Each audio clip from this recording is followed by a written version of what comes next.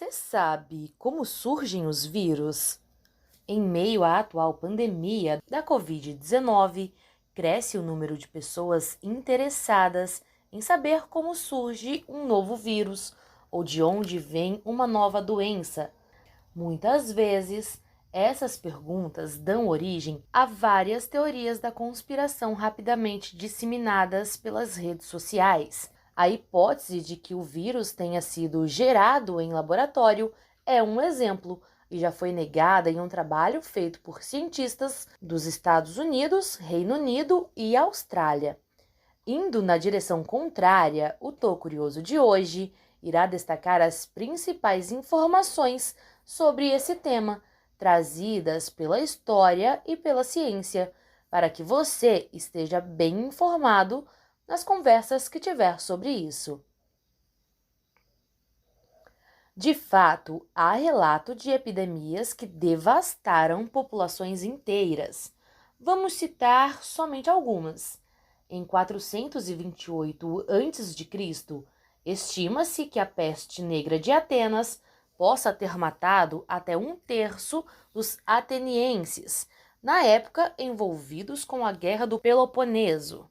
No século II depois de Cristo, foi a vez da peste antonina devastar Roma, vitimando inclusive o imperador Marco Aurélio. No século XIV, a peste negra, uma das mais famosas da história, levou à morte cerca de 1/3 da população europeia. No início do século XX, a gripe espanhola se alastrou pelo mundo todo, deixando para trás um número de mortos que, nas estimativas mais pessimistas, teria chegado à cifra dos 100 milhões, mais do que a Primeira e a Segunda Guerras Mundiais juntas. Hoje estamos lidando com uma pandemia que teve seu início na cidade de Wuhan, na China, e que percorreu todos os continentes em menos de 3 meses.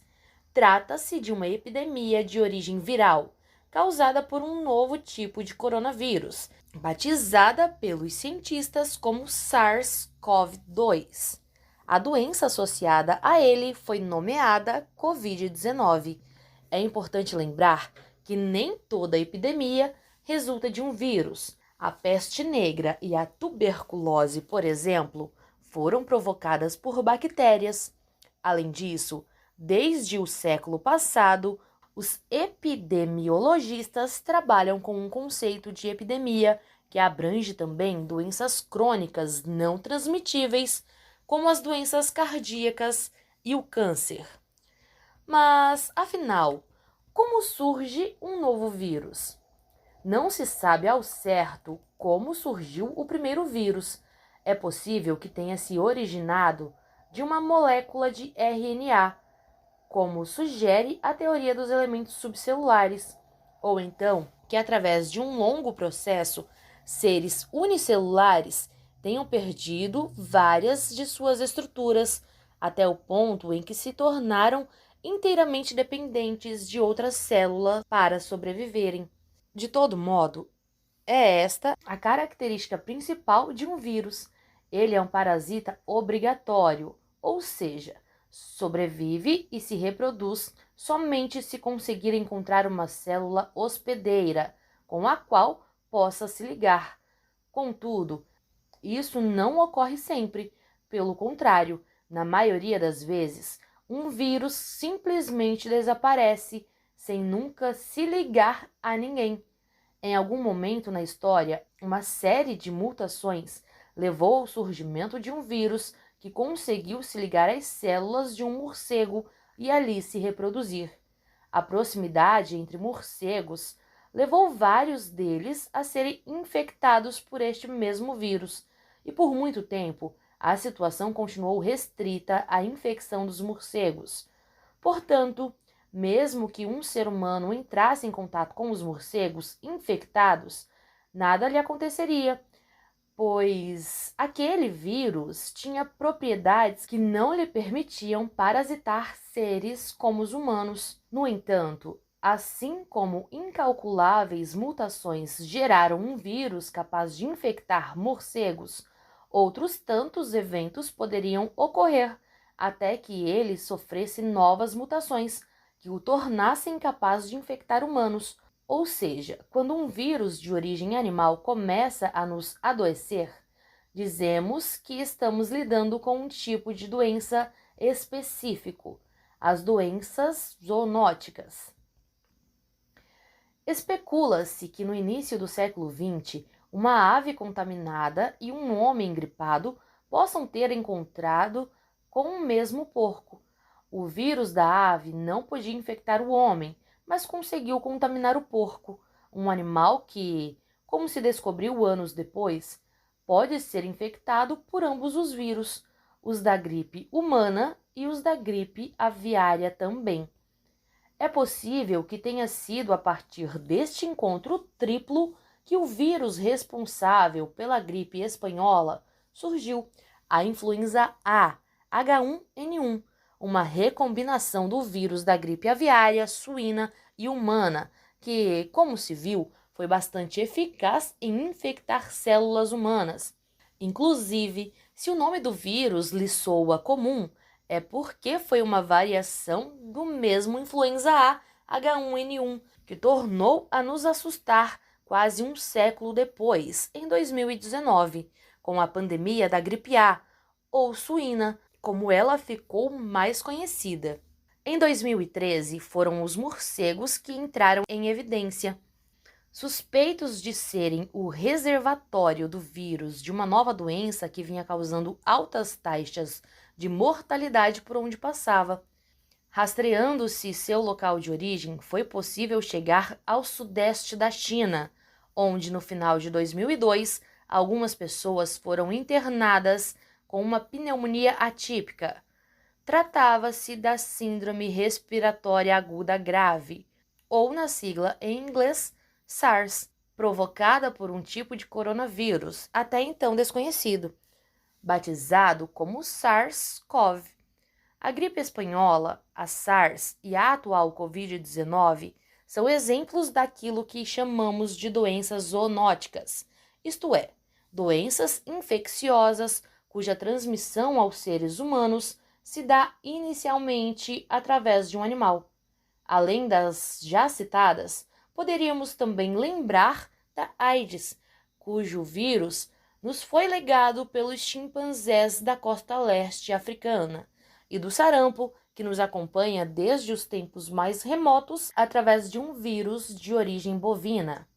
Estima-se que a cada 10 doenças infecciosas que acometem os seres humanos, 6 sejam zoonóticas, e que, dentre estas, cerca de 70% sejam provocadas por animais selvagens. Este é o ponto especialmente caro à China, que tem a sua história associada a um comércio de vida selvagem. Em 2002, os primeiros pacientes da SARS eram quase todos comerciantes de um mercado úmido. Esse tipo de mercado é caracterizado principalmente por ser um ponto de comércio de dezenas de espécies de animais selvagens, vendidos vivos ou mortos na hora. Quando foi comprovada a ligação entre o coronavírus e a carne vendida no mercado, este foi fechado e o comércio de animais selvagens foi temporariamente banido. Bastaram 6 meses para tornarem a legalizá-lo. À época, os cientistas chineses alertaram que outros coronavírus, como este que deu origem à SARS, poderia levar a novas epidemias no futuro.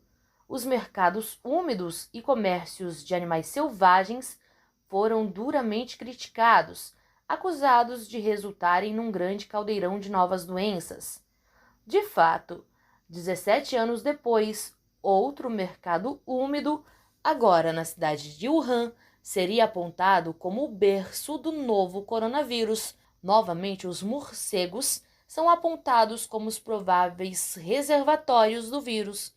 Os pangolins, comercializados no mercado, aparecem como possíveis intermediários, ou seja, como aqueles que teriam mediado a passagem do vírus do morcego até os primeiros humanos infectados. Em decorrência disso, o comércio de animais selvagens foi temporariamente banido em 26 de janeiro. Com a escalada da doença, no entanto, uma nova legislação foi aprovada e no dia 24 de fevereiro, o comércio e consumo de animais selvagens criados no campo ou em cativeiro foram permanentemente banidos. A maioria das doenças infecciosas são zoonóticas, e os animais selvagens desempenham um importante papel entre elas. Além disso, quase todas as pandemias recentes foram causadas por algum vírus ou bactéria de origem animal. Isso nos leva a algumas conclusões simples. Haverá chance de emergência de uma nova doença infecciosa quanto maior for a quantidade de animais vivendo em extrema proximidade, especialmente se estiverem maltratados, machucados ou morrendo, como ocorre com os cativeiros, e maior for a proximidade entre seres humanos e animais selvagens, como pode ocorrer em zonas de florestas tropicais ou em atividades como o comércio de vida selvagem. Para agravar ainda mais a situação, quanto maior a aglomeração e circulação de pessoas, maior também a chance de que a nova doença provoque uma pandemia. É por isso que, a despeito dos importantes processos da medicina nos últimos séculos, é cada vez maior a probabilidade de que novas pandemias voltem a balançar o mundo, e é também cada vez mais difícil contê-las antes de se espalharem por todo o globo.